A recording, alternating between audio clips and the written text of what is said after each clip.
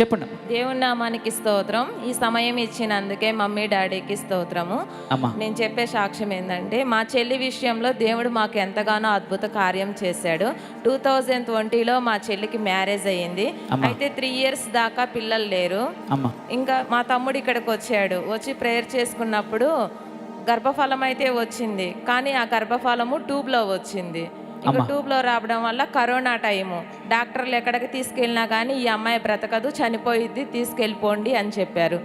కానీ దేవుడు అయితే మమ్మల్ని న్యాయంగానే తీర్పిస్తారని చెప్పి బెల్లంపల్లికి అప్పటికప్పుడే పేరు టవర్కి ఫోన్ చేసి ప్రార్థన చేపించుకున్నాము. ఏమీ కాదమ్మా, హ్యాపీగానే ఉంటారు అని చెప్పారు. డాక్టర్ గారితో మాట్లాడి రిస్క్ అయినా చేస్తానమ్మా, ఐసీయూ రెడీ చేసుకోండి అన్నాడు.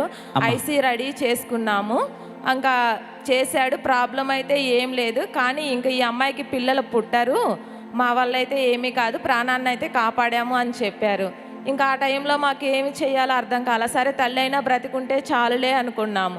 కానీ లాస్ట్ ఇయర్ మా తమ్ముడు ఇక్కడికి వచ్చి ప్రేయర్ చేసుకొని, అయ్యా నా చెల్లి బిడ్డలు లేకుండా గొడ్డుపోతురాలుగా ఉండకూడదు, గర్భఫలము నువ్వు ఇచ్చి యెహోవా బహుఫలం కదయ్యా, అందువలన నా చెల్లికి గర్భఫలం రావాలయ్యా, ఈ మంత్లోనే ఇవ్వండి అయ్యా అని ప్రార్థన చేసి ఇంటికి వచ్చిన సమయంలో, అన్నయ్య నేను కన్సీవ్ అయ్యానన్నయ్య అని ఫోన్ చేసి మా తమ్ముడికి విషయం తెలియచేసింది. ఈరోజు నా సంవత్సరము బిడ్డకి, ఈ మంత్లోనే బిడ్డకి బర్త్డే కూడా జరుపుకున్నారు. దేవుడి చిన్న సాక్ష్యాన్ని దీవించిన దేవునికి మహిమ కలుగును గాక ఈ గొప్ప సాక్ష్యాన్ని బట్టి.